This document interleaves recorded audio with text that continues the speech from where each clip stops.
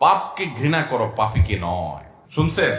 পাপকে ঘৃণা করো, কিন্তু পাপীকে ঘৃণা করা যাবে না। এটা একটা ভুয়া কথা, ভিত্তিহীন কথা। পাপী যদি পাপ করে, তো পাপ করার কারণে পাপীকেও কি করতে হবে? ঘৃণা করতে।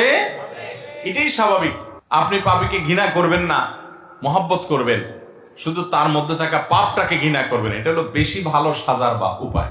অতি ভালো সাজার চেষ্টা করে না কিছু মানুষ, এটা হলো সেই রাস্তা। অথচ নবী করিম সাল্লাল্লাহু আলাইহি সাল্লামের হাদিস দিকে তাকালে আমরা দেখি যে মানুষকে ভালোবাসবে সেটাও আল্লাহর কারণে, আবার অপছন্দ করবে সেটাও কার কারণে? এবং এটাই হলো ঈমান পরিপূর্ণ হওয়ার জন্য পূর্ব শর্ত।